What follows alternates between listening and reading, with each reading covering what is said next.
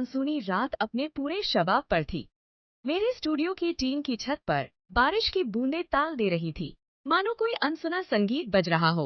रोशनी कम थी, बस कुछ स्पॉटलाइट्स ने हवा में तैरते धूल के कणों को सुनहरी चमक दी थी। मैं आईने के सामने खड़ी अपनी सांसों को नियंत्रित करने की कोशिश कर रही थी, जब विक्रम की आवाज ने मुझे चौंका दिया। आयशा, तैयार हो। उसकी आवाज में एक गहरी गूंज थी, जो हमेशा मेरे भीतर कुछ जगा देती थी। वह मैं करीब आया।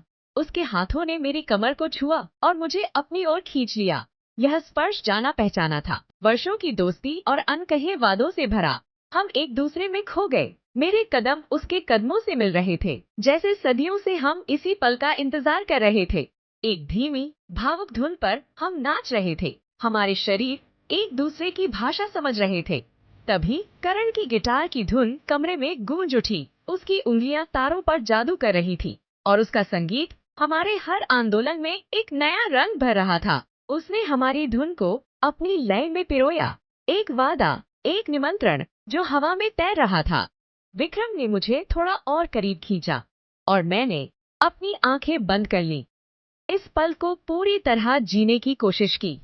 यह सिर्फ एक नृत्य नहीं था, यह एक गहरा जुड़ाव था।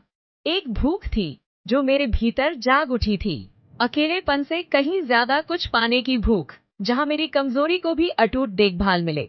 अगली शाम जुहू बीच के किनारे एक छोटी सी झोपड़ी में लैला और मैं गर्मा गर्म कटिंग चाय की चुस्कियां ले रहे थे। हवा में नमकीन खुशबू घुली थी और समुद्र की लहरें किनारे से टकराकर एक धीमी धुन रच रही थी। मैंने अपनी सारी बात उसके सामने उड़ेल दी, मेरे मन में उठते सवालों और डर को साझा किया। मुझे डर लगता है लैला, मैंने अपनी आवाज धीमी की। लोग क्या कहेंगे? यह मुंबई है, हर आंख ताकती रहती है। लैला ने मेरी ओर देखा, उसकी आंखों में एक अजीब सी चमक थी। क्या कहेंगे? वही जो हमेशा कहते हैं, आयशा, तू अपनी खुशियां क्यों त्याग रही है दूसरों के लिए? ये शहर भागता है, तू भी भाग अपनी खुशियों के पीछे। उसने अपने बालों को पीछे किया। उसकी कलाई पर बनी कमल की टैटू धूप में चमक रही थी।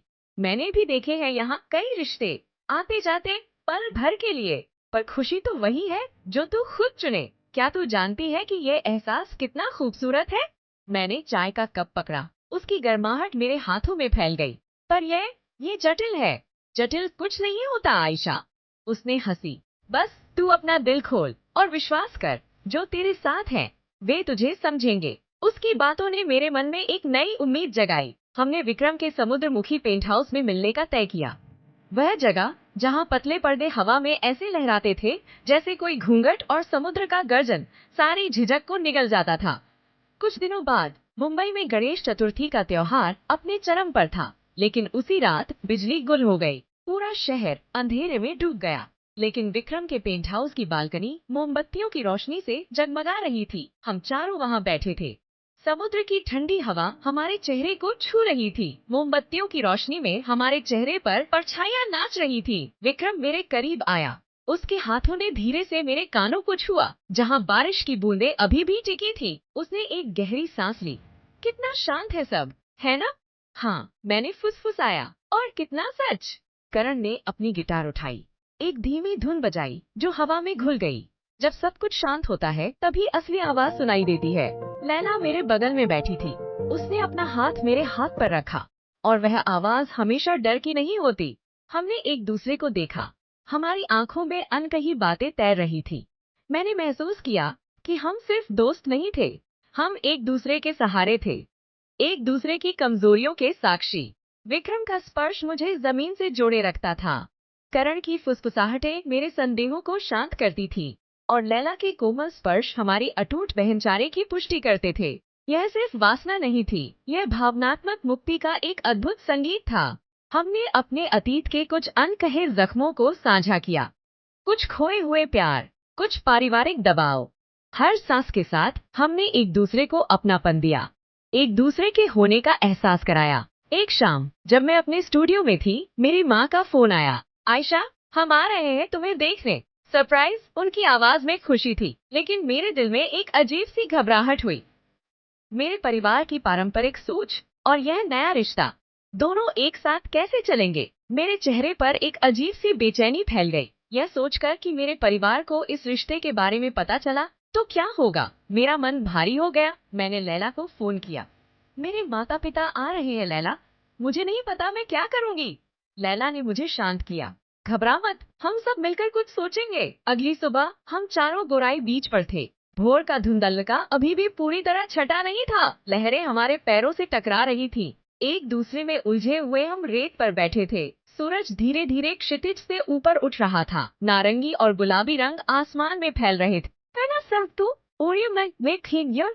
हाँ, हम मिलकर सामना करेंगे। विक्रम ने मेरा चेहरा अपनी ओर घुमाया। तू अकेली नहीं है, कभी नहीं होगी। लैला ने हमारी ओर देखा। उसकी आंखों में दृढ़ता थी। यह सिर्फ खुशी का रिश्ता नहीं है आयशा, यह वफादारी का रिश्ता है।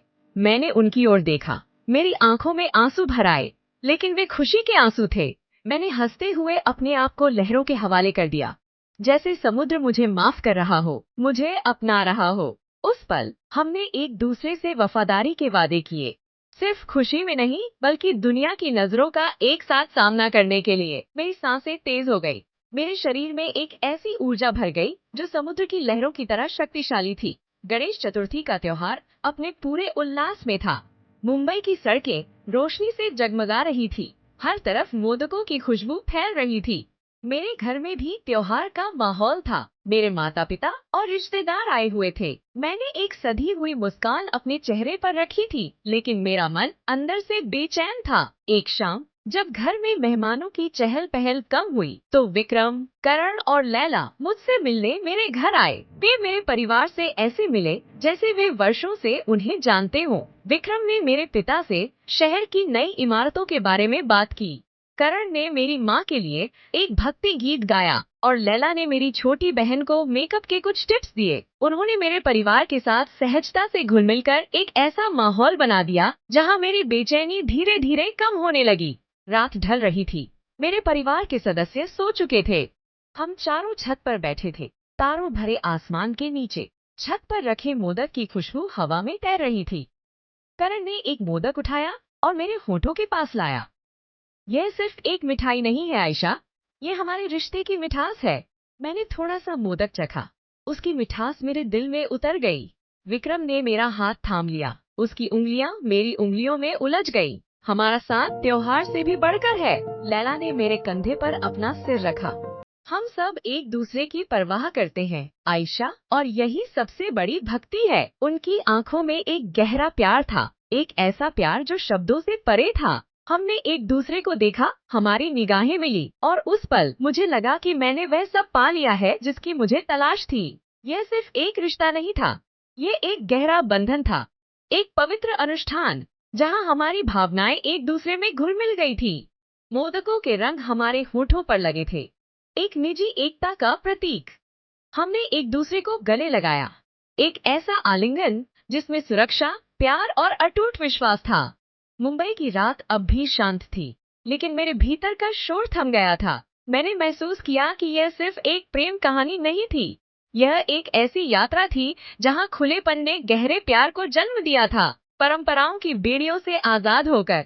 यह हमारे देसी दिलों की गहराई का सम्मान था, जहां हर स्पर्श, हर निहारना, हर सांस एक साथ मिलकर एक नया गीत रच रही थी, प्रेम का, विश्वास का और अटूट बंधन का।